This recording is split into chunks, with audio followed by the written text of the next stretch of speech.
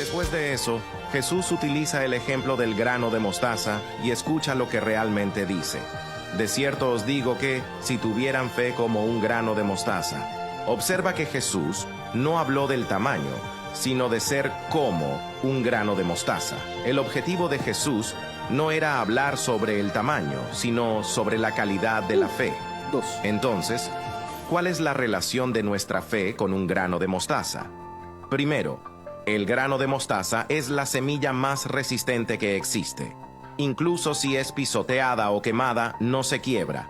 Esto nos enseña que nuestra fe debe ser resistente. Segundo, el grano de mostaza, cuando se siembra, crece muy rápido y se convierte en un árbol grande y fuerte.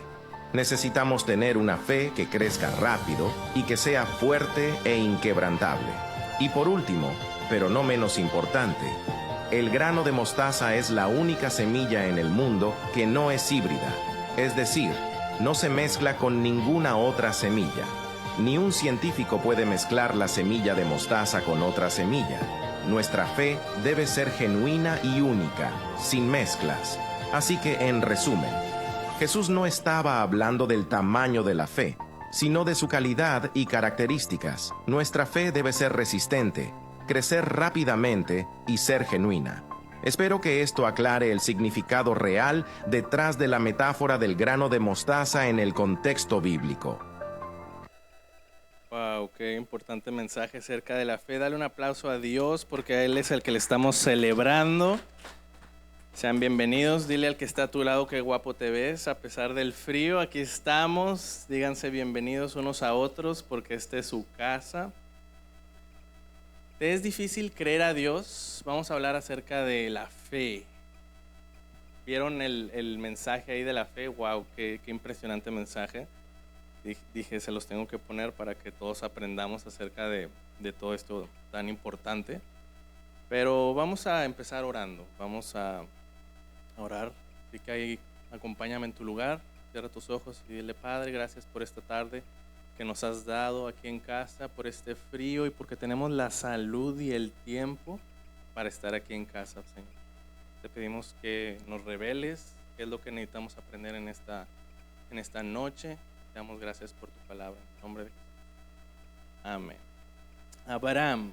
Vamos a hablar acerca de Abraham. Saca tu Biblia y vamos a estar viendo algunos pasajes. Vamos a hablar del hombre que se le conoce como el padre de la fe. Y si tuviésemos que definir la vida de Abraham en una palabra, sería la palabra confianza. Así es, anota ahí, confianza. La historia de Abraham es una historia de confianza.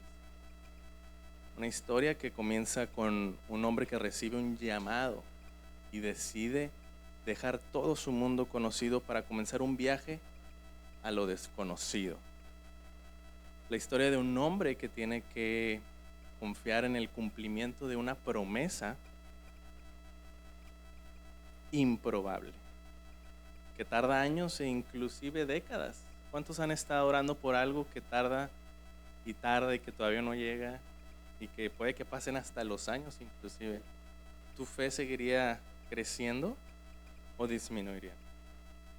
Bueno, pues esta es la historia de un hombre que tiene que confiar en ese cumplimiento de esa promesa improbable.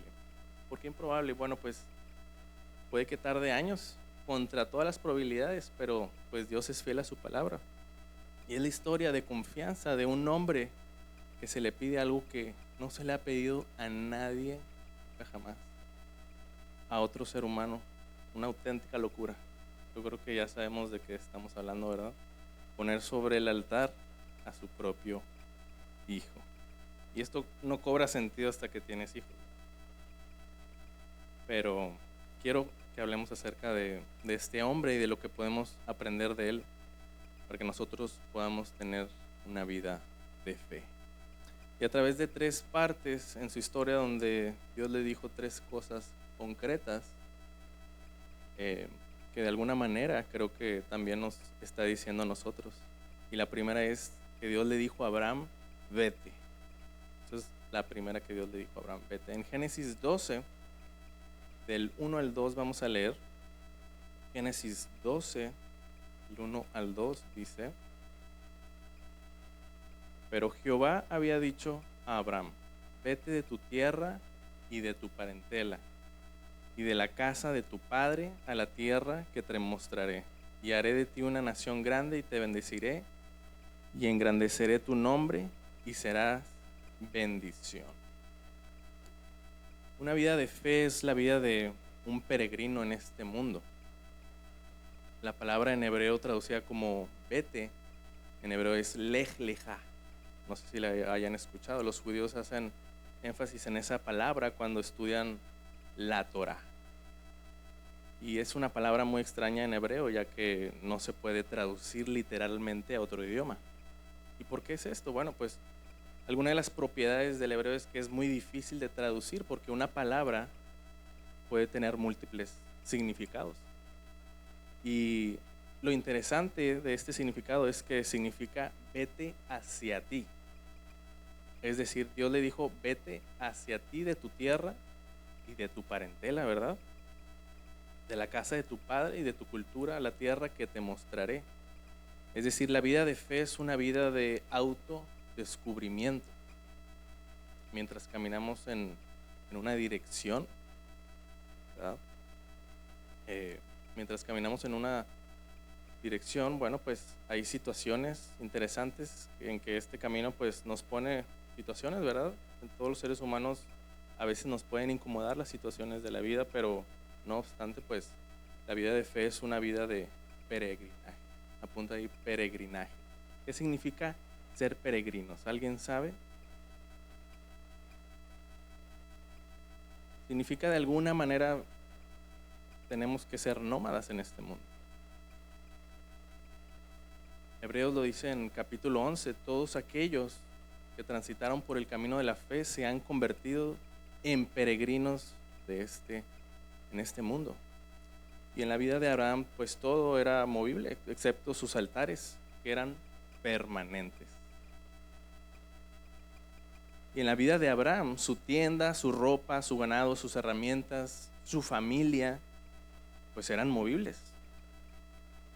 Se movía de un sitio para otro porque eran nómadas. Pero había una cosa que cuando era puesta en un lugar jamás se movía. ¿Qué era? ¿Sabes qué eran? Pues sus altares. Y si algo caracteriza la vida de Abraham, es que era un nómada que puso altares por todos los lugares a donde él iba. Construía un lugar de adoración a Dios. Vivimos en tiempos de cambios rápidos y en un mundo lleno de cambios tenemos que determinar qué cosas en nuestra vida pues no van a cambiar. En un momento donde todo se está moviendo tenemos que determinar qué cosas en nuestra vida van a ser permanentes. La iglesia tiene que tener muy claro esto para nosotros. Esto es movible, nos vamos a adaptar, estamos en constante movimiento y pues a veces estamos nerviosos por todo lo que viene en el mundo. Sí, pero esta es la vida de fe, es una vida de movimiento. En medio de un mundo de inseguridad, el altar debe de ser una cosa segura. ¿Y qué es el altar? Lo que hemos construido esta tarde, pues mientras estábamos alabando, mientras estábamos adorando, e inclusive ahorita mientras abrimos la Biblia, este es nuestro altar. El altar es permanente. Y esto es lo que no se cuestiona, lo que no cambia. Si perdemos el altar, hemos perdido nuestra razón de ser. Y podemos cambiar de lugar, podemos cambiar de formato, podemos cambiar de servicio, podemos cambiar muchas cosas en la iglesia, pero lo que sí no podemos cambiar es que existimos para ser un altar. Tú y yo somos un altar, un lugar de adoración, y en un momento donde todo está cambiando en nuestras familias, también en cada familia tenemos que determinar qué cosas son movibles y qué cosas no se mueven. Pregúntate a ti qué cosas son movibles y qué cosas no se mueven. Tu trabajo es movible, tu casa es movible, tus planes movibles, el dinero en el banco, no se diga, ¿verdad? También movible, pero El altar de adoración es permanente, no se puede mover. En toda casa de cada una de las familias de aquí debe haber un altar, y en tiempos de cambio, eso es lo único seguro que tenemos. ¿Se acuerdan del COVID? Muchos se fueron, ¿verdad? Pero aquí seguimos los que decidimos no movernos. Así es, lejá, un lugar de sacrificio a Dios. Y Dios te está llamando, vete hacia ti. Hay que romper con cosas que nos están separando del propósito de Dios. Y Dios nos está invitando a una vida de descubrimiento, que es lo que venimos aquí, ¿verdad? A descubrir de su palabra, a descubrir de Él, de cuál es su diseño original. ¿Para qué? Para ser benditos y bendecir a las naciones de la tierra. Si tú eres bendito, pues tú también puedes bendecir a todas las naciones de la tierra, ¿verdad? Porque esto no es un mensaje de uno mismo y de descubrir el potencial dentro de ti para hacerte más grande, rico o famoso, sino que esto es: te voy a bendecir, Abraham, para que bendigas a todas las naciones de la tierra. Te quiero bendecir para que bendigas a los que te rodean, bendecidos para bendecir al mundo.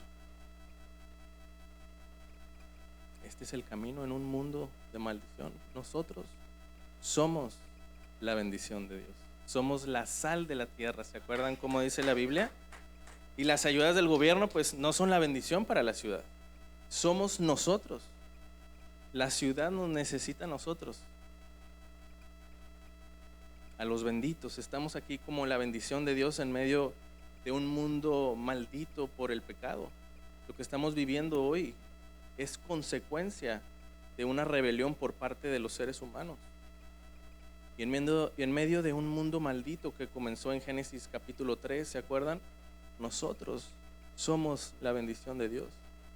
Tenemos que cambiar nuestra perspectiva del asunto. Nosotros somos la bendición de Dios. Tú eres la bendición de Dios. ¿Y qué vas a hacer con eso? ¿Qué vamos a hacer con eso? La segunda cosa que Dios le dijo a Abraham es: sal de ahí, mira. Esa es la segunda cosa que le dijo Dios. En Génesis 15, acompáñenme, vamos a leer Génesis 15 del 1 al 6. Dice: Dios promete a Abraham un hijo. Después de estas cosas, vino la palabra de Jehová a Abraham en visión, diciendo: no temas, Abraham, yo soy tu escudo y tu galardón será sobremanera grande. Y respondió Abraham: Señor Jehová, ¿qué me darás siendo así que ando sin hijo y el mayordomo de mi casa es ese Damaseno, Eliezer? Dijo también Abraham: mira que no me has dado prole, y he aquí que será mi heredero un esclavo nacido en mi casa. Luego vino a él palabra de Jehová diciendo: no te heredará sino un hijo tuyo será el que te heredará. Y lo llevó fuera y le dijo: mira ahora los cielos y cuenta las estrellas, si las puedes contar. Y le dijo: así será tu descendencia. Y creyó a Jehová y le fue contado por justicia. Wow. Si lo llevó afuera, ¿dónde estaba Abraham? ¿Se han preguntado? Pues adentro. ¿Pero adentro de dónde? De su tienda, de su casa tal vez. Imagina, ahí estaba Abraham en su tienda móvil. Había pasado años que había salido de su tierra y parentela, y Dios lo había bendecido mucho. Era rico. Pero él decía: ¿de qué me valen todas estas riquezas si no voy a dejar herencia a nadie? Nadie que nazca de mí va a heredar todo esto. Y quizá esto no te parece muy importante ahorita para nosotros, pero en aquella época dejar descendencia pues era un asunto muy importante. Entonces Abraham estaba ahí en su tienda diciendo: mírame Dios, tengo muchas cosas, pero no tengo un hijo, mi mujer es estéril y soy un viejito, sería imposible tener un hijo.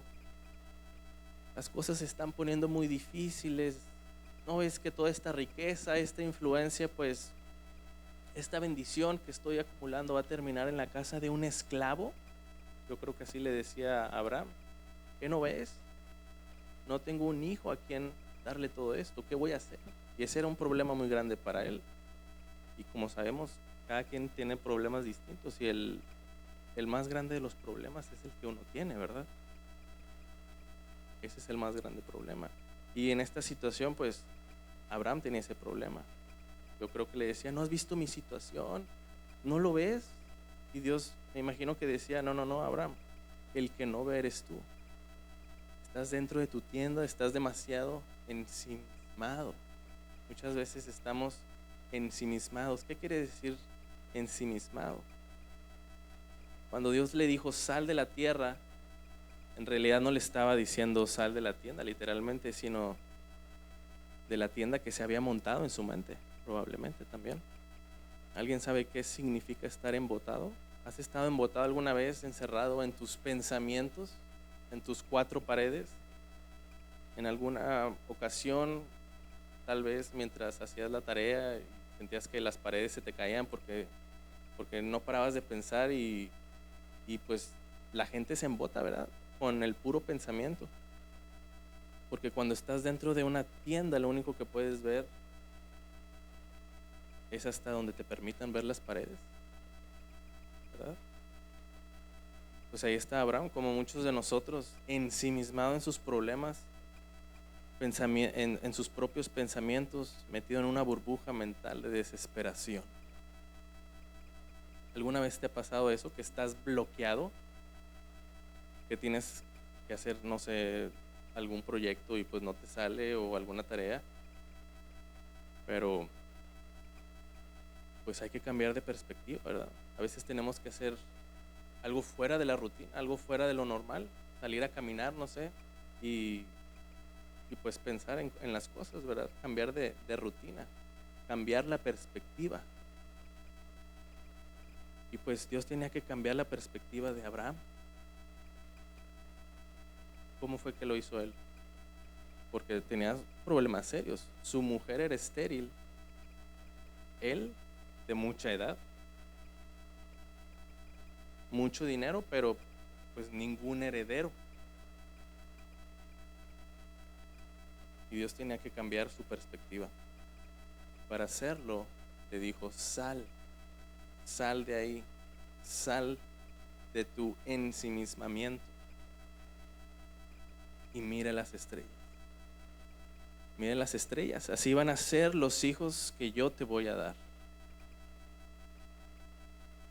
¿Por qué Dios necesitaba mostrarle las estrellas? Porque las estrellas cuentan la gloria de Dios. Lo dice en Salmos. En el Salmo 19:1 dice, los cielos cuentan la gloria de Dios y el firmamento anuncia la obra de sus manos.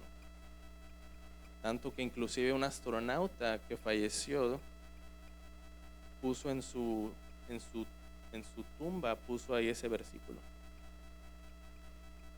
Ahí puso ese versículo en Salmos 19:1. Y ustedes lo pueden investigar también. Y él, que ya fue al espacio y vio todas las estrellas, imagínense nosotros. Hay mucha gente que le es difícil creer en Dios. Pero ya no más. Ha estado habiendo un despertar en el mundo. La verdad ha estado saliendo a la luz y los entendidos están conociendo más a Dios. Dile al que está a tu lado, tú eres un entendido. En Salmo 14 dice el necio en su corazón, no hay Dios. Salmos 14 del 1 al 3. Dice el necio en su corazón, no hay Dios. Se han corrompido, hacen obras abominables. No hay quien haga el bien. Jehová miró desde los cielos sobre los hijos de los hombres para ver si había algún entendido que buscara a Dios. Entonces los que buscamos a Dios somos entendidos. Aquí lo dice, tú eres un entendido porque estás buscando de Dios. Vemos las mismas estrellas todos los días. Y esto lleva pasando desde tiempos antiguos, cuando los barcos navegaban el mar al orientarse por medio de las estrellas, imagínate. Por medio de las estrellas y sus posiciones. Hasta ahora seguimos viendo las mismas estrellas y la palabra de Dios no falla. La palabra de Dios no falla. Tendrían que apagarse todas las estrellas antes de que su palabra falle. Tendrían que apagarse todas las estrellas antes de que su palabra falle. La gente que no cree en Dios, pues yo siempre le pregunto, ¿el pensamiento puede crearse? ¿Dónde habita el pensamiento? ¿De la nada acaso algo puede ser creado? ¿Acaso el desorden puede crear orden? ¿Qué fue primero, el huevo o la gallina? Pues la gallina tuvo que haber sido creada para después la gallina cuidar al huevo. Si no, como el huevo iba a sustentarse solo. Un bebé no puede comer él solo. Tiene que haber alguien que le haya dado de comer, ¿verdad? Y ese es el diseño de Dios en la Biblia. Un diseño impactante. Así también Adán y Eva pues tuvieron que cuidar de sus hijos, ¿verdad? Fueron creados y después los bebés. Pues la creación le da un nuevo sentido a la vida. Cuando alguien no cree en Dios, no tiene motivo por el cual existir. No teníamos motivo por el cual existir antes de conocer a Dios. Y por eso muchos de las personas que no creen en Dios son pesimistas. No sé si te has dado cuenta.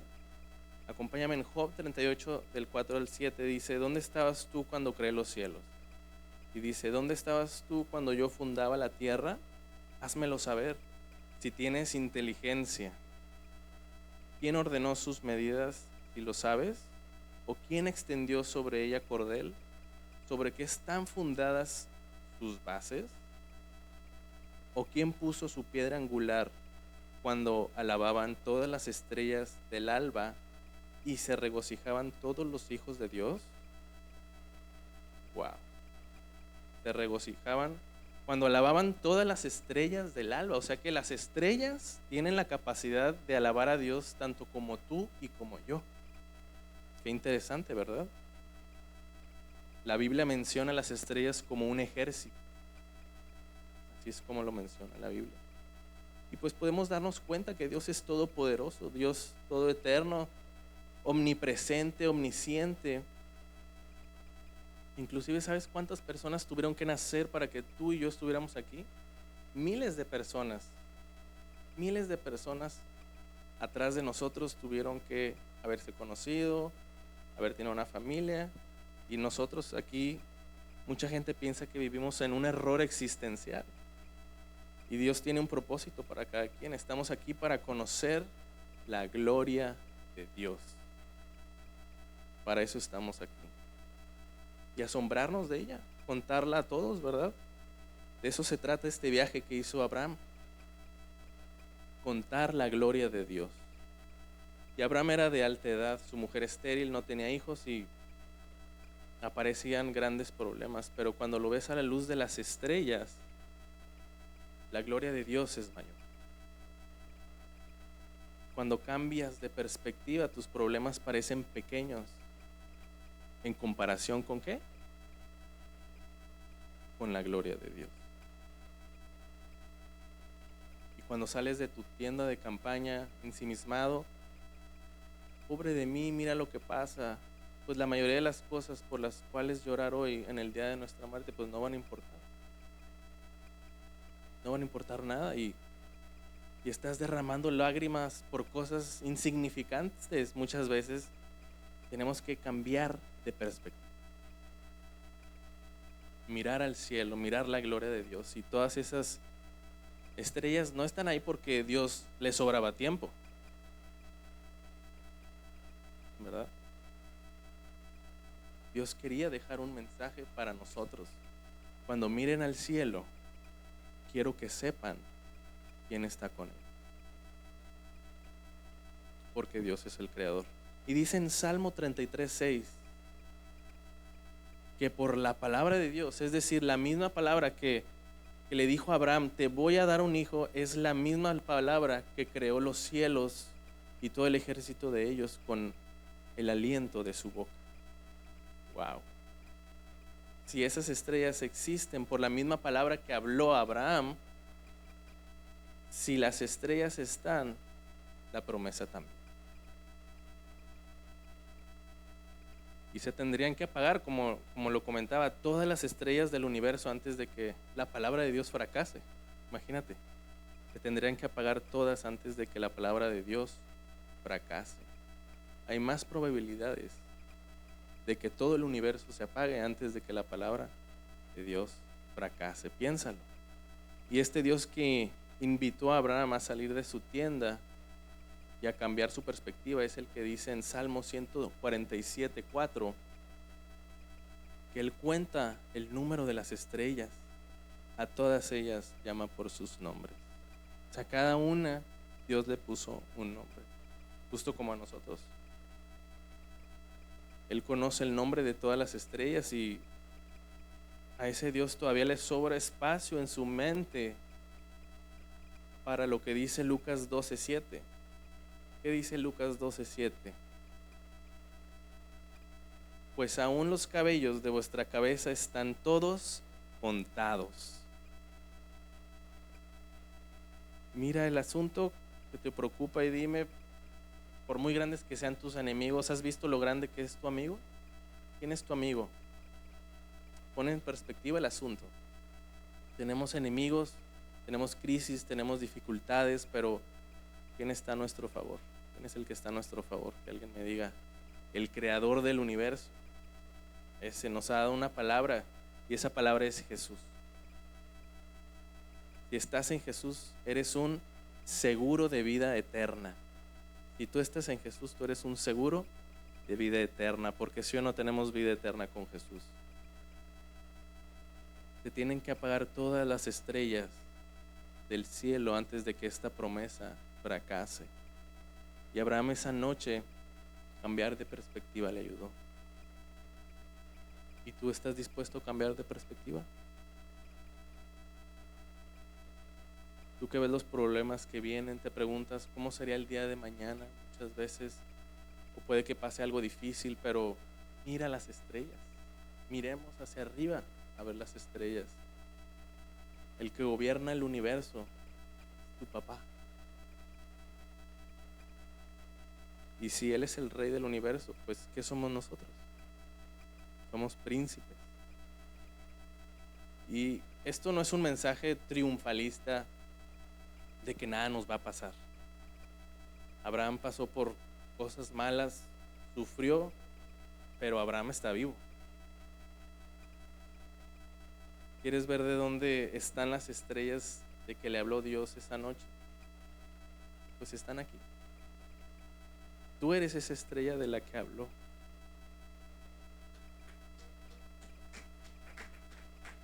¿Y sabes cuántos hijos tiene Abraham? Pues tiene millones. Millones y millones, tanto como las estrellas en el universo. Pues nosotros somos sus hijos, somos los hijos de Abraham por la promesa, somos sus hijos espirituales de aquel que comenzó ese viaje, este viaje. Seguimos expandiendo el universo de Dios, encendiendo estrellas. Tú y yo somos el cielo estrellado. Y quiero terminar con esto. Lo tercero y quizás más extraño es, dámelo. Dámelo. Apúntale ahí, dámelo. Vamos a leer Génesis 22 del 1 al 8 ya para finalizar. Génesis 22 del 1 al 8. ¿Listos? Dice, Dios ordena a Abraham que sacrifique a Isaac. Aconteció después de estas cosas que proveó Dios a Abraham y le dijo, Abraham, y él respondió, heme aquí, y dijo, toma ahora tu hijo, tu único, Isaac, a quien amas, y vete a tierra de Moriah, y ofrécelo allí en holocausto sobre uno de los montes que yo te diré. Y Abraham se levantó muy de mañana y enalbardó su asno, y tomó consigo 2 siervos suyos y a Isaac su hijo, y cortó leña para el holocausto, y se levantó y fue al lugar que Dios le dijo. Al tercer día alzó Abraham sus ojos y vio el lugar de lejos. Entonces dijo Abraham a sus siervos: esperad aquí con el asno, y yo y el muchacho iremos hasta allí y adoraremos, y volveremos a vosotros. Y tomó Abraham la leña del holocausto y la puso sobre Isaac su hijo, y le tomó en su mano el fuego y el cuchillo, y fueron ambos juntos. Entonces habló Isaac a Abraham su padre y dijo: Padre mío. Y él respondió: heme aquí, mi hijo. Y él dijo: he aquí el fuego y la leña, mas ¿dónde está el cordero para el holocausto? 8. Y respondió Abraham: Dios se proveerá de cordero para el holocausto, hijo mío. E iban juntos. Entonces, leyendo Hebreos 11, con una nueva mirada, pues se expresa una perspectiva muy interesante de lo que ocurrió aquí. Se le conoce como la prueba de fe de Abraham, pero hoy la llamo la prueba de confianza. Para ponernos en contexto, pues Dios ya les había concedido un hijo sobrenaturalmente llamado Isaac, ¿verdad? Eso le daba una esperanza. No eran Isaac y las estrellas del mundo, del cielo, pero al menos era una estrella, Isaac, ¿verdad? Y de Isaac podía nacer la siguiente generación, la promesa de Dios, esa promesa de Dios que había sido repetida varias veces en la vida de Abraham. Y de repente pues Dios le dice: dámelo, ponlo sobre el altar y sacrifícalo para mí. A ver, pero Dios, es el hijo de la promesa por el cual vas a cumplir el plan de llenar el universo de estrellas. Probablemente dijo Abraham, ¿verdad? Si te fijas bien, en la época de Abraham, pues era bastante normal que los dioses falsos, los demonios, pedían a sus pueblos que hicieran sacrificio a sus hijos para darles una buena cosecha. Pues la Biblia lo dice, que muchos de esos pueblos sacrificaban a sus hijos.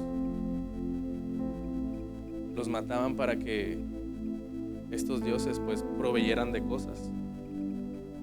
Entonces no era tan extraña la petición de Dios a Abraham, ¿o sí?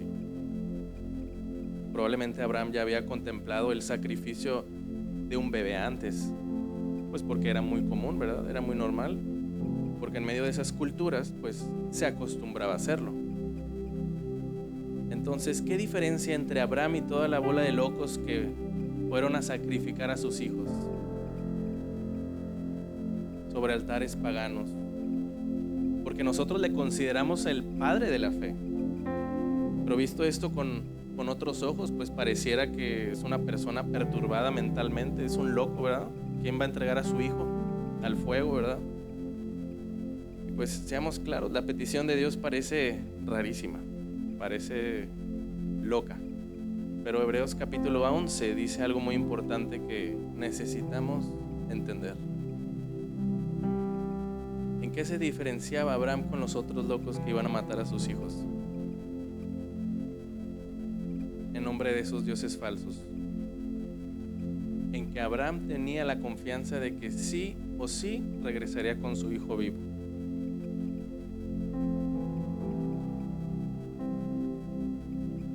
Y en el libro de los Hebreos capítulo 11 dice que Abraham sabía que el compromiso de la palabra de Dios era con su hijo Isaac. Se lo había dicho muchas veces ya. Y en ese punto pues Abraham confiaba en el carácter de su Dios, que sabía que Dios no iba a mentir. ¿Cuántos sabemos que Dios no puede mentir, verdad? Y que por lo tanto, si lo sacrificaba a su hijo en el altar, él sabía que Dios debía resucitar. Abraham no se queja con Dios ante esa petición como lo haríamos cualquiera de nosotros, ¿verdad? Cualquier padre normal. No seas tan espiritual y digas, no, yo sí lo sacrificaría. Si te pide Dios eso, ¿qué harías? Sería una decisión muy difícil, ¿verdad? Hasta probablemente discutiríamos con Dios. Probablemente.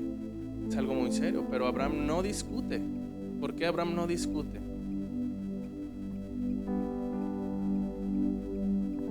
Porque él sabía que su hijo iba a vivir. Y de hecho, cuando Abraham dice que se quede atrás, que se queden atrás, dice, el muchacho y yo iremos, adoraremos y regresaremos. Y pues no es que Abraham estaba mintiendo. Es que Abraham creía que irían, adorarían y regresarían. Quizá le iba a clavar el cuchillo a su hijo, pero pues Dios le iba a levantar de los muertos, porque pues Dios es el creador todopoderoso. Y esa era la confianza que tenía Abraham. Abraham sabía que la palabra de Dios es tan segura que, aunque parezca contradictoria la situación, Dios no se contradice. Dios no falla. Y ahí está la grandeza de este capítulo. No en que un hombre loco fue a llevar a su hijo al sacrificio porque Dios se lo había pedido.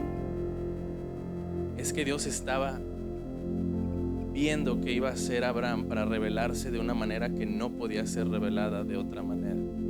Dios proveerá, Dios proveedor, Yahweh Jireh. Dios le dice, no, ya está, no lo toques, lo has traído hasta aquí. Yo he proveído el cordero. ¿Qué profetiza Abraham cuando su hijo le preguntó, ¿dónde está el cordero?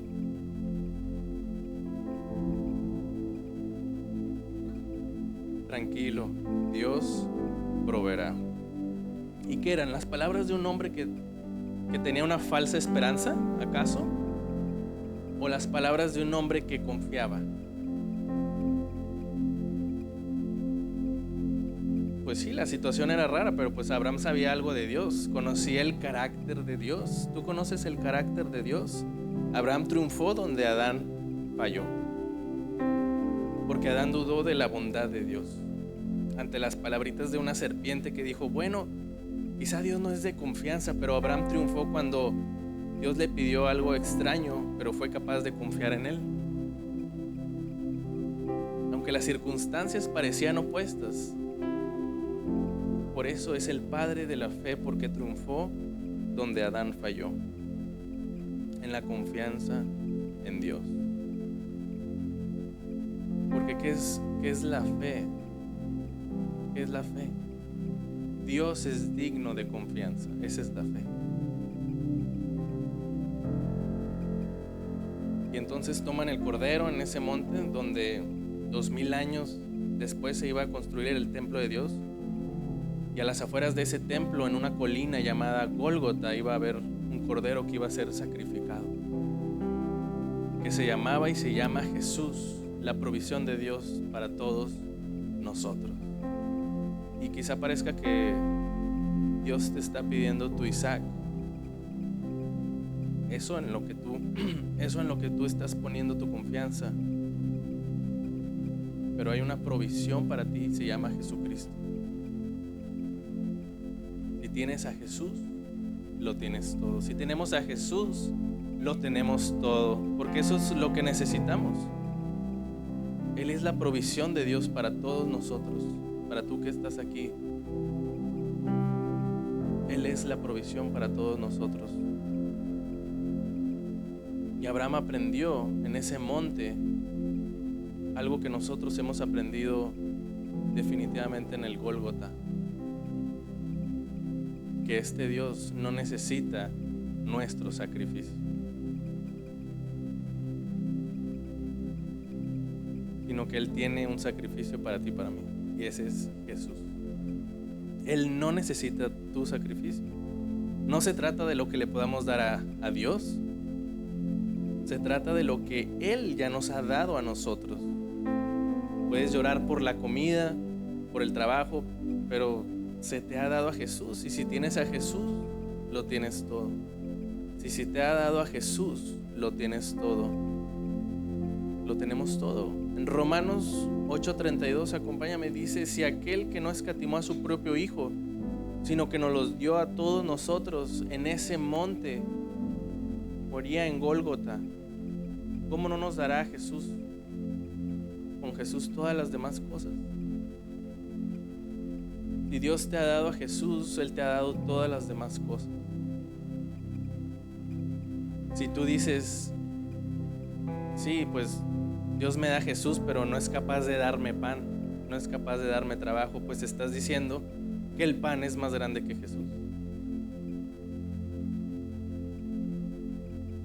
Si se te ha dado a Jesús, se te ha dado todas las cosas.